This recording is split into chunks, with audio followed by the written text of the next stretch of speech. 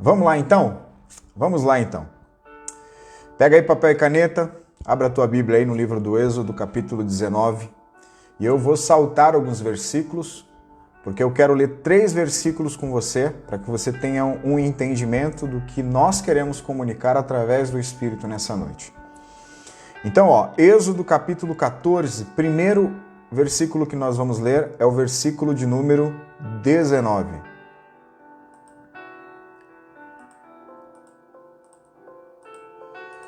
O texto vai dizer assim, no 19. E o anjo de Deus que ia diante do exército de Israel se retirou e ia atrás deles. Também a coluna de nuvem se retirou de diante deles e se pôs atrás deles. E ia, aí nós vamos ler o versículo 20 do 14. E ia entre o campo dos egípcios e o campo de Israel. E a nuvem era trevas para aqueles, os egípcios. E para estes clareava a noite. Estes é o povo de Deus. De maneira que em toda a noite não se aproximou um do outro. Agora nós vamos ler o versículo 24. E aconteceu que, na vigília daquela manhã, o Senhor, na coluna de fogo e da nuvem, viu o campo dos egípcios e alvoroçou o campo dos egípcios. Pastor, o que isso tem a ver com os ambientes da graça? Preste atenção numa coisa. A gente lê no capítulo 19, no versículo 19, o seguinte, que existia um anjo, e esse anjo não é um anjo, segundo o texto. Esse anjo é o anjo de Deus. Nesse versículo 19 também existe uma nuvem, e essa nuvem é o próprio Deus. E quando a gente entra no versículo 24, vai aparecer também uma coluna de fogo. E aí, eu quero falar desses 3 personagens. Por quê? O anjo de Deus é a teofania do próprio Deus. É a figura do próprio Deus revelada no anjo. A nuvem é Deus, a coluna de fogo é Deus. O anjo é Deus, a coluna de fogo é Deus e a coluna de nuvem é Deus. E aí, eu gosto de tratar esses 3 personagens olhando para aquilo que Deus é, que Cristo é e que o Espírito Santo é. E aqui a gente tem 3 ambientes da graça. 3 maneiras que nós podemos nos relacionar com Deus. E quando nós falamos de graça, a gente, falando de uma maneira sintetizada, para você entender, nós estamos falando da disposição de Deus em te abençoar. Quando falamos de graça, nós falamos de um favor que eu não mereço. Logo, é a inclinação que Deus tem em abençoar o homem. Tem muita gente que gosta de falar o tempo todo, poxa, seu Deus é tão bom, por que ele mata? Mas ninguém fala da bondade de Deus, não é? Na verdade, não é Deus que mata. O que nos mata é o próprio pecado. É a sentença estabelecida pelo pecado sobre a nossa vida. Quando nós falamos de graça, nós falamos de Deus habitando entre nós, no meio de nós. É um Deus que se faz como eu, o Deus que se fez carne, o Deus que eu não consegui chegar no nível dele e ele veio ir até o meu nível para me levar para o nível dele. Quando falamos de graça, você precisa entender uma coisa. Apesar de você ser quem é, apesar de eu ser quem eu sou, Deus, a minha natureza, não muda a natureza de Deus. A sua natureza não muda a natureza de Deus. Apesar de você ser quem é, Deus não deixa de ser quem Ele realmente é. Então, quando nós estamos falando de graça, nós estamos falando disso. Agora, quando eu olho para a nuvem, para a coluna de fogo e olho para o anjo, eu vejo a manifestação de Deus numa forma plena. E onde está se manifestando esse Deus?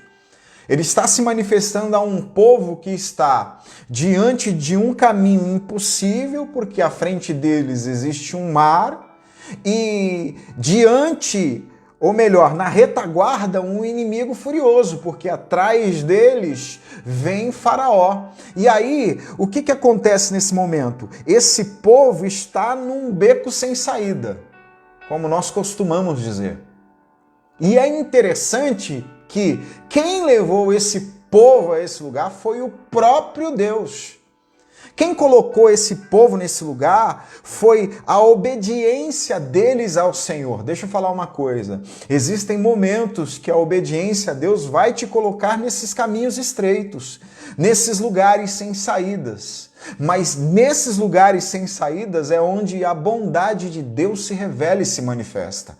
E quando você olhar para a sua trajetória, você vai entender. Eu estava num lugar, eu estava num ambiente que não havia possibilidade humana de eu me recuperar, de eu vencer, de eu sair de lá. E se eu me recuperei, se eu venci, se eu saí, foi porque não foi eu, foi Deus. E quando a gente se relaciona com Deus, Deus ele permite essas circunstâncias difíceis em nossa vida. Para quê? Para que você possa conhecê-lo.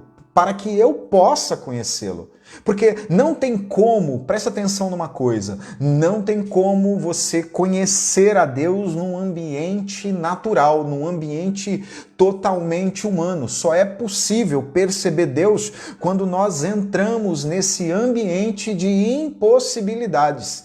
E às vezes essa relação com Deus vai te colocar dentro desses ambientes. E aí nesse momento você vai sentir medo? Vai, eu vou sentir medo? Vou. Nós vamos ficar temerosos? Vamos. A nossa fé vai ficar abalada? Vai ficar abalada. Mas nesse momento, Deus, ele está mais preocupado em se revelar a nós do que literalmente as nossas vulnerabilidades e fraquezas. E de fato, nós temos essas vulnerabilidades e fraquezas. Você tem e eu tenho. E Deus sabe disso.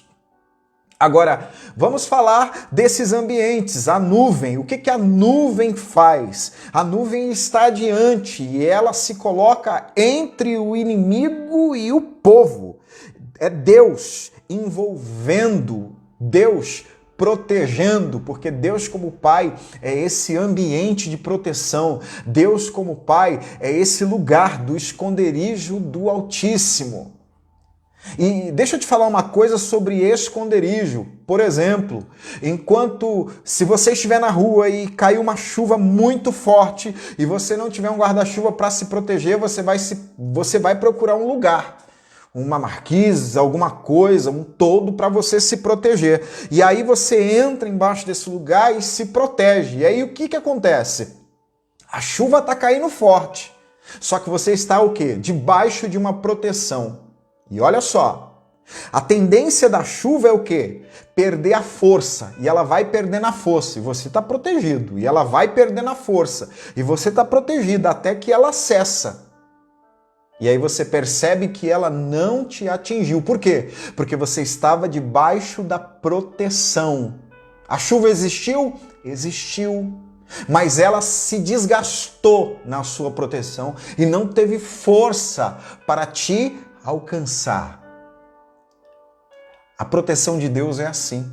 Quando você vai para esse lugar de proteção divino, não significa que não vai existir a fúria do inimigo, mas enquanto o inimigo se desgasta, atacando o seu esconderijo, você está bem protegido, bem protegida, e o inimigo vai se desgastando e perdendo força, e você está protegido, está protegida, e o inimigo vai perdendo a potência, e você está protegido, está protegida, até que ele cessa.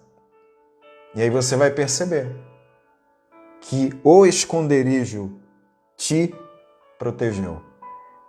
Isso é Deus na nossa vida. Não significa que você não vai perceber os ataques. Não significa que você não vai perceber o que está acontecendo à sua volta. O que significa? E Deus até permite a gente ter essa percepção do mundo espiritual. Por que Deus permite você ter essa percepção do mundo espiritual? Porque é através dessa percepção que você se levanta, que você luta, que você busca, que você ora, que você vence, que você se conecta. É através disso que as coisas começam acontecer através dessa coisa, dessa percepção desse mundo espiritual que você se estabelece em Deus. E talvez às vezes você reclama, só eu vejo as coisas, só eu percebo as coisas, só eu noto as coisas. Ninguém consegue enxergar junto comigo, ninguém consegue perceber junto comigo. Talvez porque você está num ambiente que só você tem o olhar espiritual. Só você consegue ver a partir dos olhos da graça. E aí, gente, não dá para cobrar dos mortos alguma coisa. Não dá para cobrar de quem não tem alguma coisa. E às vezes só você vê, só você enxerga, só você ouve, só você percebe, porque talvez só você está viva espiritualmente nesse ambiente. E o que você tem que fazer? Se desesperar e se tornar como os outros? Não! Você tem que buscar a face de Deus. Buscar a presença de Deus. Falar com Deus. Orar a Deus. Pedir a Deus direcionamento, discernimento, porque essa nuvem, esse Pai, esse Deus é proteção. E olha que fantástico o texto vai dizer. Os egípcios estão olhando para a nuvem, o que eles estão vendo? Trevas. O povo de Deus também está olhando para a nuvem, o que eles estão vendo? Luz, claridade. Essa é a manifestação da graça de Deus, que nos proporciona visão diferenciada dentro dos ambientes. É por isso que você consegue ver luz, é por isso que você consegue ver esperança, é por isso que você entra em ambientes que está matando todo mundo e as pessoas estão praticamente mortas de esperança, praticamente sem nenhuma expectativa, e você está lá, alguma coisa acesa dentro de você. Por quê? Os inimigos, quem está nas trevas, está vendo as trevas, mas quem está na luz, está vendo graça, está vendo esperança, e às vezes você até se pergunta, por que eu não desisto disso? Por que eu não consigo abandonar nisso? Por que eu estou sempre lutando por isso? Por que eu estou atrás disso? É porque Deus decidiu colocar a eternidade dentro de você. Porque Ele colocou a eternidade dentro de você. Você tem esse olhar e você está guardada pelo Pai, por Deus. A graça de Deus se manifesta na tua vida. Eu quero te fazer um convite. Nós vamos amanhã falar sobre esse Deus que é fogo e esse Deus que é anjo. Hoje não deu tempo de falar. Amanhã a gente continua falando dos ambientes da graça. Vamos orar. Senhor, muito obrigado por esse tempo. Obrigado por essa noite. Obrigado pelas nossas vidas. Obrigado por cada coração, ó Pai, que aqui está. Nós queremos te louvar, queremos te agradecer, ó Pai. Queremos, ó Pai, nos rendermos aos teus pés. Que a tua bondade se manifeste em nossa vida. Que o teu querer se manifeste em nossa vida. Senhor, em nome de Jesus, visita esse povo, assim como tu envolveu aquele povo no deserto na nuvem. Visita os teus filhos. Visita as tuas filhas. Onde quer que eles estejam, independente do lugar, da região, independente do horário, ó Pai. Visita essa pessoa agora com a sua nuvem de glória e de graça, ó Pai. E que eles possam ver essa luz, que a esperança possa brotar dentro dos teus filhos e das tuas filhas, Senhor. Nós cremos, ó Deus, nesse Deus que proporciona diversos ambientes para nós de acordo com a nossa necessidade. Tu se revela e se manifesta de uma maneira diferente, porque Tu és o que é. Tu és o eu sou. E a Tua medida, ó Pai, nos basta nesse dia, nos basta nesse momento. Em nome de Jesus, permaneça em nós, Senhor, porque o nosso desejo é viver as Tuas promessas e os Teus milagres. Muito obrigado por mais esse dia. Muito obrigado por esse início de semana, Senhor. Em nome de Jesus. Em nome de Jesus. Amém? Deus abençoe sua vida. Deixa eu te dar um recadinho. Toda segunda-feira a gente começa a live um pouquinho mais cedo por causa da sala de oração que a gente vai fazer agora. Agora. Vamos orar na sala de oração. Convido você. Eu já vou sair daqui e já vou entrar no Zoom, nesse link que eu deixei aí na live. Nós vamos orar um período, tá? Você não precisa abrir a câmera, você não precisa fazer nada. Apenas entre e vamos orar. Vamos faça da tua casa um lugar de adoração e de oração nesse momento. Nós vamos entrar nesse momento no Zoom só com o propósito de orar. E aí você pode colocar aí os pedidos que a gente vai estar intercedendo